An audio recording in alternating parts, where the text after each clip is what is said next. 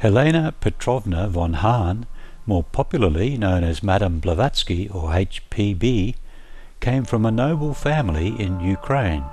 Her father, Peter von Hahn, was a descendant of German nobility, while her mother, Helena Andreevna Hahn, came from one of the oldest families of Russian nobility and was also a celebrated novelist. As a child, she would often have visions and displayed clairvoyance as well as other metaphysical phenomena. Years later, she travelled throughout Europe and the Middle East, studying under various teachers and Sufi saints. She met her teacher, an Indian yogi named Master Moria, in London, who later directed her to go to New York in the United States. Once there, she founded the Theosophical Society. In 1885, she started to write The Secret Doctrine, which was finally published 3 years later, in 1888. The Secret Doctrine has been acknowledged by many as one of the most remarkable books in the world. It is considered to be the Bible of Theosophy, a sourcebook of the esoteric tradition that outlines the fundamental tenets of the secret doctrine of the past ages. Published as 2 volumes during her lifetime, The Cosmogenesis and Anthropogenesis, The Secret Doctrine explains the origin and evolution of the universe and humanity through an account of root races dating back millions of years. Although the writer of The Secret Doctrine, Madame Blavatsky, often expressed that she was only the compiler of ancient wisdom that was passed on to her. The true authors of the work were her teachers, the Mahatmas, or Great Souls, who were the guardians of the secret wisdom of the ages. Today, on Between Master and Disciples, we invite you to listen to excerpts from The Key to Theosophy, Theosophical Teachings as to Nature and Man, written by Madame Blavatsky.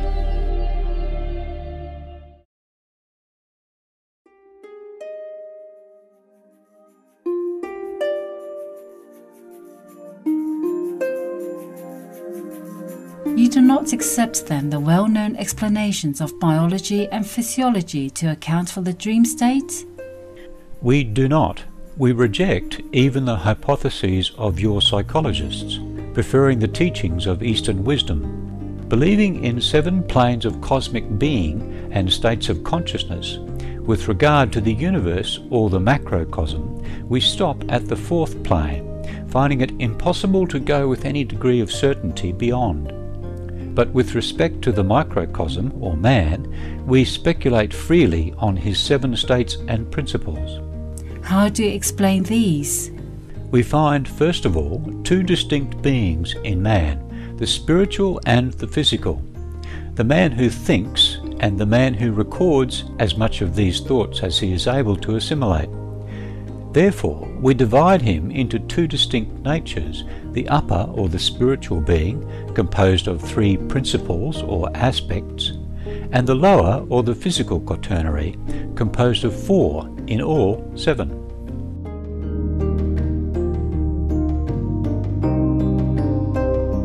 The septenary nature of man. Is it what we call spirit and soul, and the man of flesh? It is not. That is the old Platonic division. Plato was an initiate and therefore could not go into forbidden details, but he who is acquainted with the archaic doctrine finds the 7 in Plato's various combinations of soul and spirit. He regarded man as constituted of 2 parts, one eternal, formed of the same essence as the absoluteness, the other mortal and corruptible, deriving its constituent parts from the minor created gods. Man is composed, he shows, of 1. A mortal body, 2. An immortal principle, and 3. A separate mortal kind of soul. It is that which we respectively call the physical man, the spiritual soul or spirit, and the animal soul or the nous and psyche. This is the division adopted by Paul, another initiate, who maintains that there is a psychical body which is sown in the corruptible or astral soul or body, and a spiritual body that is raised in incorruptible substance.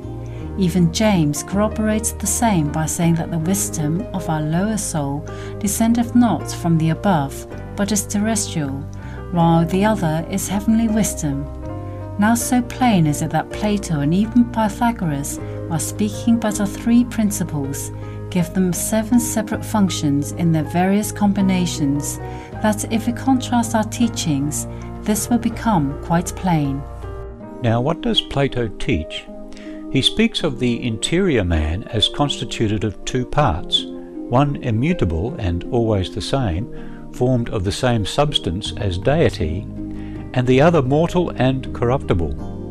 He explains that when the soul, Suke, allies herself to the nous, or divine spirit or substance, she does everything all right and felicitously. But the case is otherwise when she attaches herself to Anoia, or folly, or the irrational animal soul.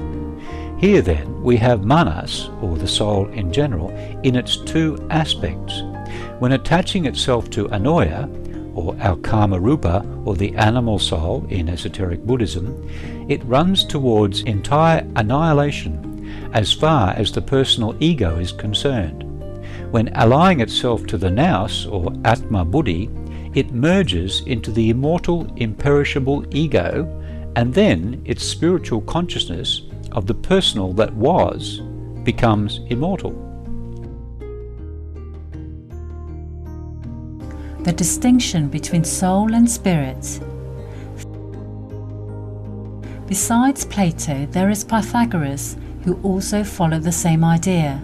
He described the soul as a self-moving unit or monad, composed of 3 elements, the nous or spirit, the phrane or mind, and the tumos or life, breath or the nefesh of the Kabbalists, which 3 correspond to our Atma Buddhi or higher spirit soul, to manas or the ego, and to Kama Rupa in conjunction with the lower reflection of manas. That which the ancient Greek philosophers term soul in general we call spirit, or spiritual soul Buddhi, as the vehicle of Atma, or the agathon or Plato's supreme deity. The fact that Pythagoras and others state that phrane and tumos are shared by us with the animals proves that in this case the lower monastic reflection or instinct and Kama Rupa or animal living passions are meant. And as Socrates and Plato accepted the clue and followed it, if to these 5, namely agathon or deity or Atma, Suke or soul in its collective sense, nous or spirit or mind, phrane or physical mind, and tumos or Kama Rupa or passions, we add the eidolon of the mysteries, the shadowy form or the human double, and the physical body, it will be easy to demonstrate that the ideas of both Pythagoras and Plato were identical with ours. Even the Egyptians held to the septenary division. In its exit they taught the soul, or ego, had to pass through its 7 chambers or principles, those it left behind and those it took along with itself.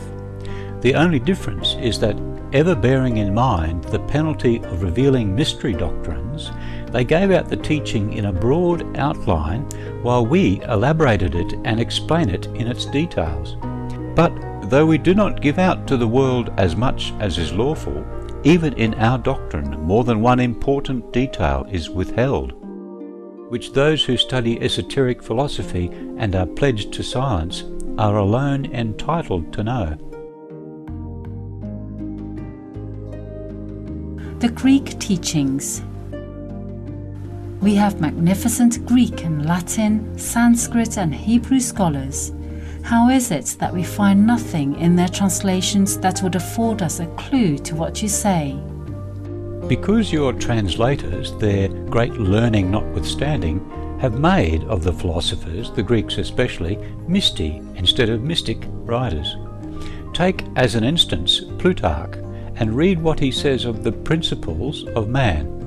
That which he describes was accepted literally. Let me give you an illustration in point. Man, says Plutarch, is compound, and they are mistaken who think him to be compounded of 2 parts only. For they imagine that the understanding or brain intellect is a part of the soul, or the upper triad, but they err in this no less than those who make the soul to be a part of the body, that is, those who make of the triad part of the corruptible mortal quaternary. For the understanding or nous as far exceeds the soul as the soul is better and diviner than the body. Now this composition of the soul or psyche with the understanding or nous makes reason, and with the body or thumos the animal soul passion, of which the one is the beginning or principle of pleasure and pain, and the other of virtue and vice. Of these three parts conjoined and compacted together, the earth has given the body, the moon, the soul, and the sun the understanding to the generation of man. This last sentence is purely allegorical, and will be comprehended only by those who are versed in the esoteric science or correspondences, and know which planet is related to every principle. Plutarch divides the latter into three groups, and makes of the body a compound of physical frame, astral shadow, and breath, or the triple lower part, which from earth was taken and to earth returns. Of the middle principle and the instinctual soul, the second part, derived from and through and ever influenced by the moon, and only of the higher part, or the spiritual soul, with the atmic and manasic elements in it, does he make a direct emanation of the sun, who stands here for Agathon, the supreme deity. This is proven by what he says further as follows. Now of the deaths we die, the one makes man two of three, and the other one of or out of two. The former is in the region and jurisdiction of Demeter, whence the name given to the mysteries, Telene, resemble that given to death, Teleuta. The Athenians also heretofore call the deceased sacred to Demeter. As for the other death, it is in the moon or region of Persephone. Here you have our doctrine, which shows man a septenary during life, a quintile just after death in Kamaloka, and a threefold ego, spirit soul, and consciousness in Devachan. This separation, first in the meadows of Hades, as Plutarch calls the Kamaloka, then in Devachan, was part and parcel of the performances during the sacred mysteries, when the candidates for initiation enacted the whole drama of death and the resurrection as a glorified spirit, by which name we mean consciousness. This is what Plutarch means when he says, And as with the one, the terrestrial, so with the other celestial Hermes doth dwell. This suddenly and with violence plucks the soul from the body, but Proserpina mildly and in a long time disjoins the understanding from the soul. For this reason she is called monogenes, only begotten, or rather begetting one alone, for the better part of man becomes alone when it is separated by her. Now both the one and the other happens thus according to nature.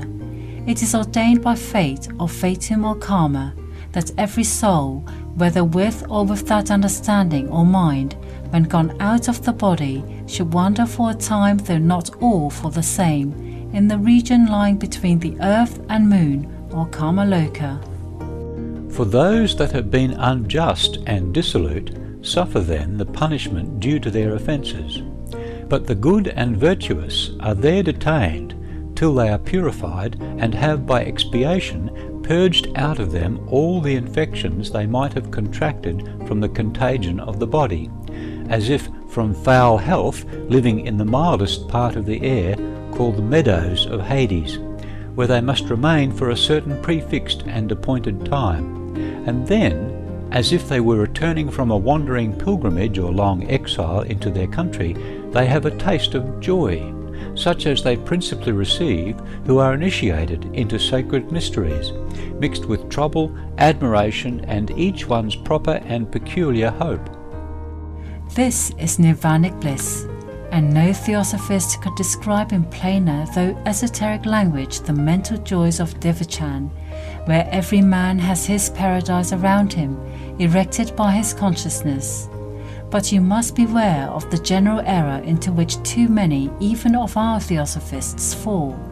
Do not imagine that because man is called septenary, then quintuple, and a triad, He is a compound of 7, 5, or 3 entities, or, as well expressed by a Theosophical writer, of skins to be peeled off like the skins of an onion. The principles, as already said, save the body, the life, and the astral eidolon, all of which disperse at death, are simply aspects and states of consciousness.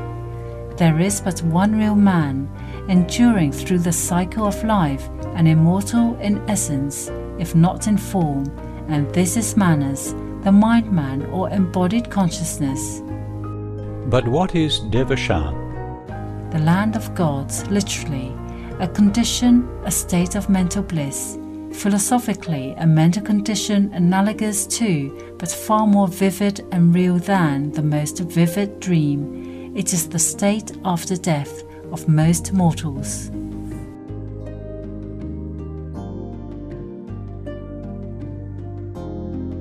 We appreciate your magnanimous company for today's episode of Between Master and Disciples. Please stay tuned to Supreme Master Television for Planet Earth, Our Loving Home, coming up next right after noteworthy news. We wish you and your loved ones much joy and abundance every day. For more details, please visit www.suprememastertv.com/BMD.